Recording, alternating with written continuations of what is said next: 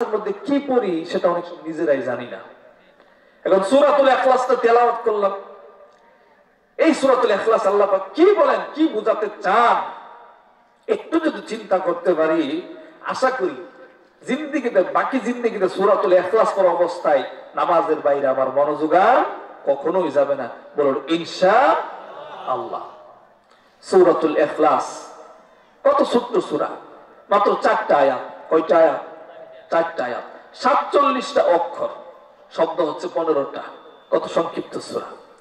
সূরাতুল ইখলাস স্বাভাবিকভাবে নাম হচ্ছে সূরাতুল ইখলাস।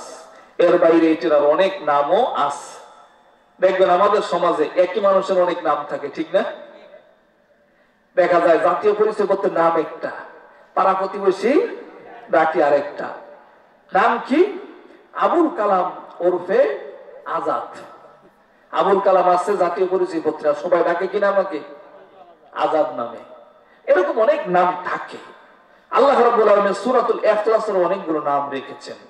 সূরাতুল ইখলাস আবার আরেকটা বিষয় লক্ষ্য রাখবেন, সূরাতুল কাউসার, ইন্না আতাইনাকাল কাউসার, কাউসারের মধ্যে কাউসার শব্দটা আছে, ঠিক না?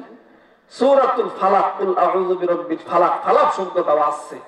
কিন্তু সূরাতুল ইখলাস তেলাওয়াত করেন, আসুন সবাই আমরা একবার তেলাওয়াত করি।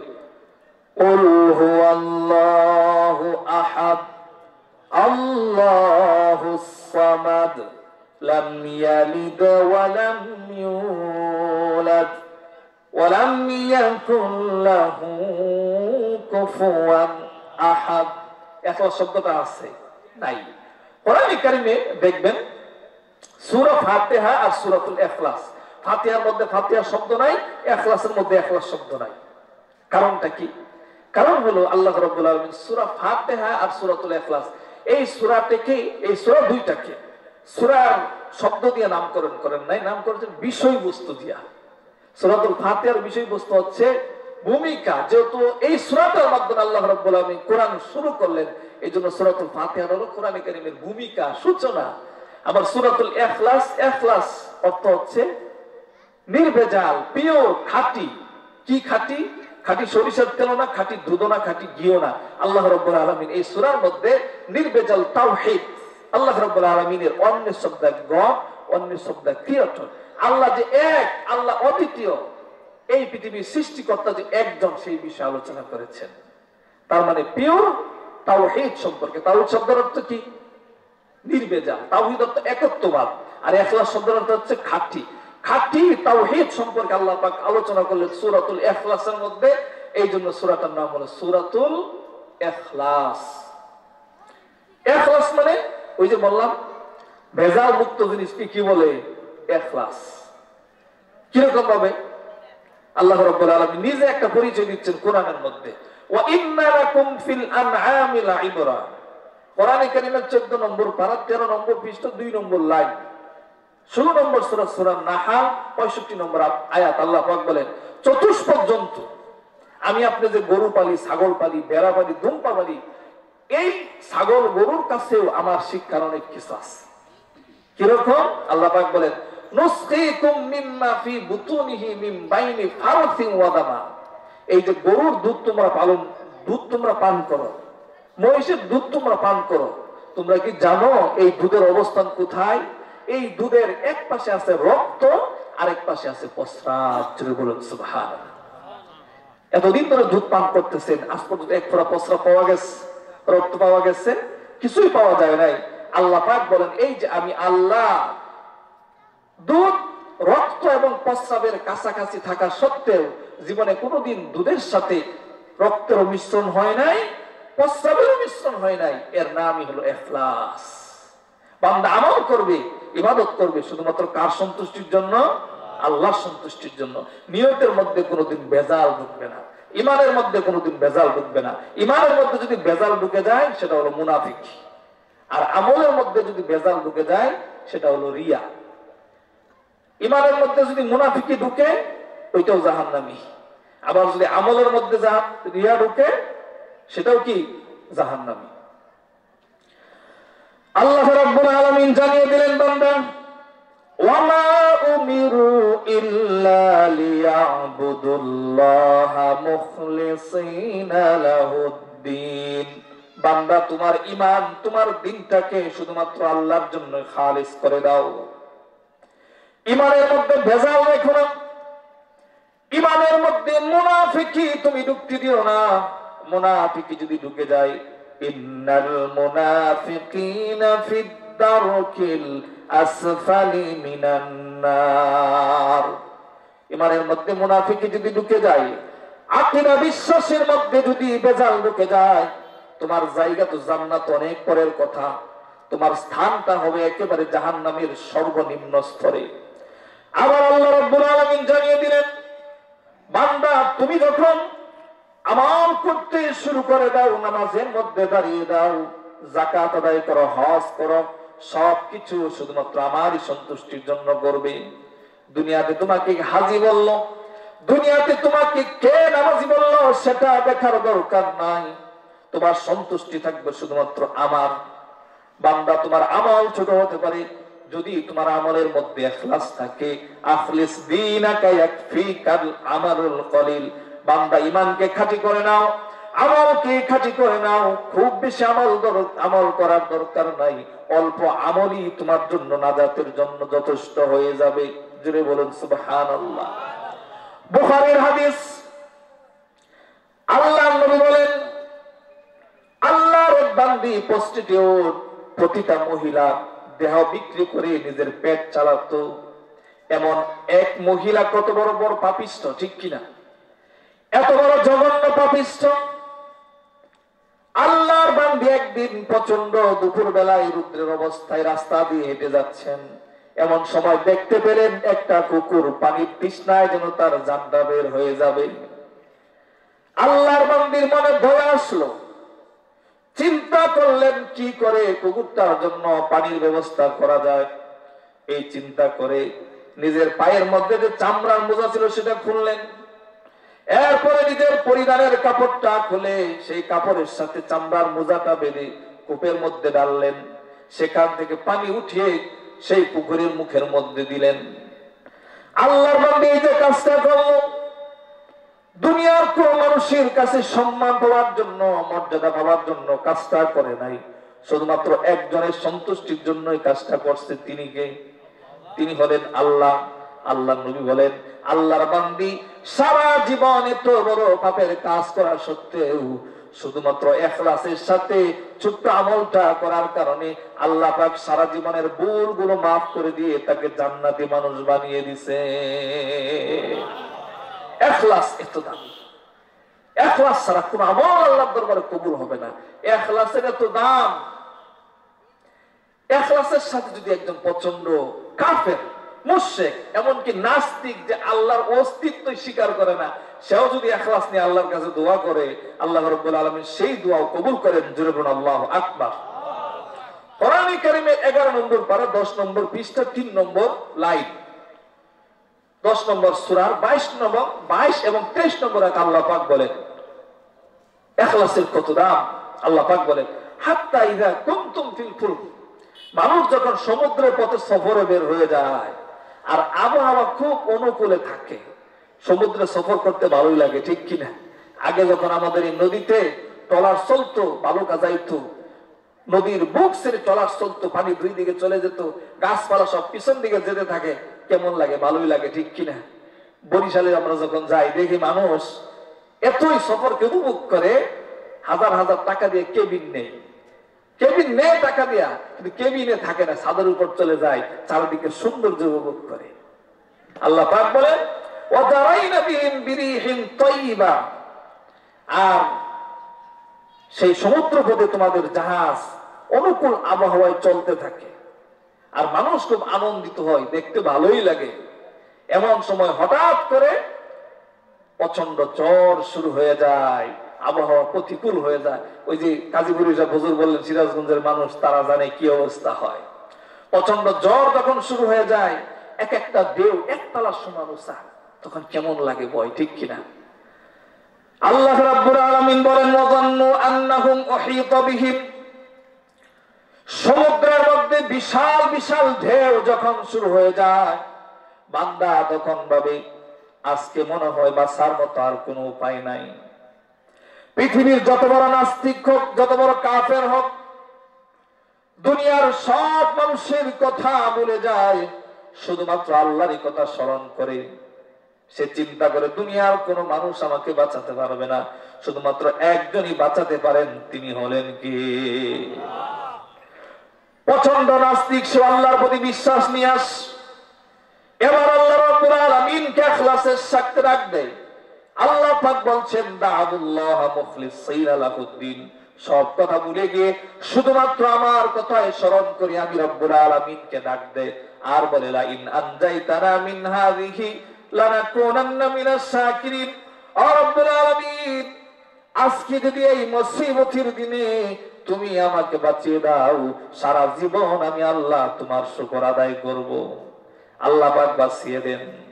আল্লাহ পাক বলেন ফালাম্মা আমজাকুম ইযা হুম ইয়াবগুনা ফিল আরদি বিগাইরিল হক। আমি আল্লাহ যখন এই কঠিন মুসিবত থেকে বাঁচিয়ে দিলাম, বান্দা তখনই অন্যায়ভাবে আমার বিরুদ্ধ করতে শুরু করে দেয়। চলে বলুন নাউজুবিল্লাহ। কেমনে বিরুদ্ধাচরণ করে? যখন বিপদে পড়ছে দোয়া করছে আল্লাহর কাছে, এখন যখন জ্বর থেমে যায় তখন হাই, আজকে ড্রাইভারটা যে কত ভালো ছিল, যেদিকে বাতাস গেছে ওদিকে নাও ঘুরে গেছে, অথচ বাঁচাইলো কে? বাঁচাইলো আল্লাহ। আল্লাহ কেন বাঁচালেন? ইখলাসের কারণে। তার মানে ইখলাসের মূল্য কত বেশি, ঠিক কিনা? আল্লাহ রাব্বুল আলামিন সূরাটার নাম দিলেন 1 নম্বরে সূরাতুল ইখলাস। তোমার ঈমানকে বান্দা খাঁটি করে নাও, খুব বেশি আমল করা দরকার নাই, অল্প আমলই তোমাকে নাজাতের জন্য, তোমার জন্য নাজাতের জন্য যথেষ্ট হয়ে যাবে। 1 নম্বর নাম সূরাতুল ইখলাসের, সূরাতুল ইখলাস।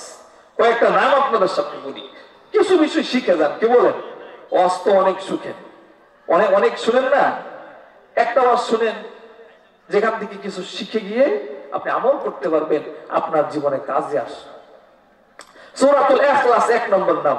এই সূরাটার আরো অনেকগুলো নাম আছে, আরো একটা নাম হচ্ছে সূরাতুন নাজাত। নাজাত মানে কি? মুক্তি, ঠিক কি না? সূরাতুন নাজাত মানে মুক্তির সূরা। কেন? আমার আপনার আমল কমও হতে বেশি হতে, কমও হতে পারে, আবার বেশিও হতে পারে। সবার আমল কিন্তু খুব বেশি না, ঠিক কি না? কেউ কম আমল করে, আবার কেউ বেশি করে, আবার অনেকের একেবারে আমল নাই। তাহলে যেই লোকটার আমল নাই, ওই লোকটা কি মুক্তি পাবে না? মুক্তি পাবে। কিসের বিনিময়ে? ঈমানের বিনিময়ে। আল্লাহ রাব্বুল আলামিন এই সূরাতুল ইখলাসের মধ্যে ঈমান সম্পর্কে আলোচনা করলেন, নির্ভেজাল তাওহীদের কথা আলোচনা করলেন। আর এই নির্ভেজাল তাওহীদটাই বান্দাকে জাহান্নাম থেকে মুক্তি দিয়ে দিবে। এই জন্য সূরাটার নাম হলো সূরাতুন নাজাত। জোরে বলুন সুবহানাল্লাহ। আবার এই সূরাটার আরেকটা নাম হচ্ছে সূরাতুল ঈমান, ঈমানের সূরা। যদি ঈমান সম্পর্কে আলোচনা করলেন আল্লাহ পাক, এই জন্য সূরাটার নাম হলো সূরাতুল ঈমান। সূরাতুত তাওহীদ, তাওহীদ সম্পর্কে আলোচনা হয়েছে, এই জন্য সূরার নাম হলো সূরাতুত তাওহীদ। এই সূরাটার আরেকটা নাম হলো সূরাতুল মারিফা। মারিফা শব্দের হচ্ছে পরিচয় লাভ করা, জানা, চেনা, পরিচয় লাভ করা। আমি যদি হুজুরের পরিচয় লাভ করতে যাই, এটাকে বলবে মারিফা। সূরাতুল মারিফা, যেই সূরার মাধ্যমে আল্লাহকে চেনা যায়, আল্লাহকে জানা যায়, আল্লাহকে বোঝা যায়, সেই সূরার নাম হলো সূরাতুল মারিফা। তাহলে মারিফা শব্দের অর্থ কি? যেই জিনিস দ্বারা আল্লাহকে চেনা যায়, জানা যায়, বোঝা যায়। আল্লাহ পাক সূরার নাম দিলেন সূরাতুল মারিফা। আর আমাদের দেশে আছে আরেকটা মারিফত, আছে না নাই? দেশের বিভিন্ন মাজারগুলোতে গেলে দেখা যায় মাথার মধ্যে লম্বা লম্বা জোট, এই মোটা মোটা মুছ, ওযু নাই, গোসল নাই, শরীর থেকে দুর্গন্ধ আসে, নামাজ নাই, রোজা নাই, এরা নিজেদেরকে মারিফাতের ফকির দাবি করে, আছে না নাই? আর যারা নামাজ পড়ে, রোজা করে, ওযু করে, গোসল করে, পাক পবিত্রতা অর্জন করে, এদেরকে তারা বলে শরীয়তের মৌলবী। আবার কি জানি খায়, খায়া খায়া মনে করেন সব মুখ সব লাল করে রাখে। ওই দিন বরিশালে ওয়াজ করতেছি, এক চাচায় কয় গাঞ্জা খায়। তো আমি বললাম যে না, এটার নাম শুধু যে জিনিসটা খায়, এটার নাম শুধু গাঞ্জা না। বাংলাদেশের বিভিন্ন জায়গায় ঘুরে ঘুরে দেখলাম গাঞ্জা নামে চিনলেও এটা বিশেষ শ্রেণীর কাছে বিশেষ নামে পরিচিত হয়। কেউ কেউ জিনিসটারে কয় সবজি। কি কয়? সবজি। ওই যে ঘটনা আছে একটা, এক লোকেরে পুলিশ ধরে নিয়ে যাইতেছে। তো সাংবাদিক জিজ্ঞাসা করছে, কিরে ভাই, তোর পুলিশে তো লোকে? ভাই, টিভিতে বিজ্ঞাপন দেখলাম যে আপনার ঘরের পাশে একটা করে সবুজ প্রকৃতি গাছ লাগান। তো আমিও গাছ লাগাইছিলাম। তো সাংবাদিক গাছ লাগাইছিস ভালো কথা, তো তোর বলিস করবো কি লিখে, কি গাছ লাগাইছিস? ভাই গাঞ্জা গাছ লাগাইছিলাম। নাউজুবিল্লাহ, জুড়ে খন ধরবো কিনা, বিপদ আছে না নাই? আবার আরেক শ্রেণী যারা একটু ঘষাঘষি পছন্দ করে তারা এটার নাম দিচ্ছে শুকনা। আবার আরেকটা শ্রেণী যারা একটু আধ্যাত্মিক পন্থী তারা এটার নাম দিচ্ছে সিদ্ধি। দেখেন না কয় মাঝে মাঝে इसका असली नाम है सिद्धि, सिद्धि पिएगा तो बुद्धि बढ़ेगा। মানে বুদ্ধি এমন বাড়াই বাড়ে চোখ জ্বলে জায়গা, চোখ ঢুকা জায়গা তার মধ্যে, আর শরীর হয়ে যায় বাসের মতো শিখনা, ঠিক কিনা? আর আপনারা দেখছেন আমি থাকি তো আল্লাহর ওলিদের পাশেই, তো মাঝে মাঝে যাই। কয়েক বছর আগে আমি একবার গেছি ওই শালি মাজার পশ্চিম যার একটা জায়গা আছে, এখন হয় না, ওইটা তখন খোলা থাকতো সবসময়। ওইখানে আসরের পরেও এই সবসময় গান বাজনা হইতো। তো গিয়া দেখি একদিন চলতেছে, শব্দ অভিজ্ঞতা তো নেওয়া দরকার, ঠিক কিনা? আর আপনাদের সামনে নিজের মানুষ ওয়াজ একটু মন খুললেই করি, আপনাদের সামনে তো পিসাব সাজ্জা লাভ নাই, ঠিক কিনা? ওয়াজ শেষ করে তো সামনে গেলে বয়ে খায় আপনার কি? তো এত বড় পিসাব সাজ্জা লাভ আছে? তো গেছি, তো গানের মজনা, গান গাইতেছে, কি করতেছে, ওরে সাইজি বলে খাইলে সিদ্ধি বাড়ি ভিতর বুদ্ধি, ওরে খাবি খাবি সিদ্ধি তো বাড়িবে বুদ্ধি। আবার দুই সাইডে কিছু ময়মুরি দান আছে, হেবি আবার সুরতে মাঝখানে তালে হা হা নাউজুবিল্লাহ কয় না। এর নাম কি ইসলাম? ইসলামটাকে আজকে তারা কোথায় নিয়ে গেছে, ঠিক কিনা? কেন অবস্থা? কারণ হলো এই যে সূরাতুল ইখলাস কোরআন থেকে পড়লাম, কোরআনটা যদি আজকে বুঝতাম তাহলে কোন ধরনের বেদাত গুমরাহি আমাদের দ্বারের কাছে আসতে পারত না। এজন্য পড়তে হবে কোরআন, কোরআনের কাছে আসতে হবে। আল্লাহ রাব্বুল আলামিন নাযিল করলেন বান্দা সূরাতুল ইখলাস, আমি তোমাদেরকে দিয়ে দিলাম।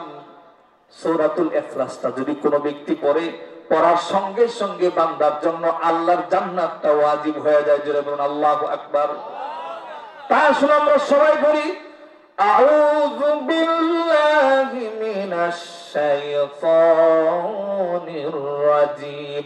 সবাই একটু গলাটা ছাড়েন। আউযু বিল্লাহি মিনাশ শাইতানির রাজিম। কুল হুয়াল্লাহু আহাদ আল্লাহুস সামাদ লাম ইয়ালিদ ওয়া লাম ইউলাদ ওয়া লাম ইয়াকুল লাহু কুফুয়ান আহাদ। এই যে সূরাতুল ইখলাস পড়লাম, বুখারী এবং মুসলিমের হাদিস আমাদেরকে সাক্ষ্য দিচ্ছে। আল্লাহ নবী বলেন আল্লাহর বান্দা যখন সূরাতুল ইখলাস পড়ে সঙ্গে সঙ্গে তার জন্য আল্লাহর জান্নাতটা ওয়াজিব হয়ে যায়। হযরত আবু হুরায়রা বলেন, আবু হুরায়রা রাদিয়াল্লাহু তাআলা রাসূলের সবচাইতে বেশি হাদিস বর্ণনা করেছেন। 5374টা হাদিস এক সাহাবী একাই বর্ণনা করেন। নাম হলো আবু হুরায়রা। আবু হুরায়রা এটা হলো তার কুনিয়াত, উপনাম। এক বেচারার নাম হচ্ছে আবু বকর সিদ্দিক। ছেলের নাম কি?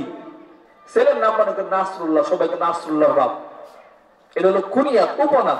আবু হুরায়রা মানে বিড়াল ছানার বাপ, বিড়ালের বাচ্চার বাপের, বিড়ালের বাচ্চার বাপ। আবু হুরায়রা অর্থ কি? বিড়ালের বাপের বাচ্চা। কেন? হযরত আবু হুরায়রা রাদিয়াল্লাহু তাআলা আনহু একদিন মসজিদে নববীতে বসা আছেন। আল্লাহ নবী আসলেন। আল্লাহ নবীকে দেখার সাথে সাথে আবু হুরায়রা দাঁড়ায় গেছে।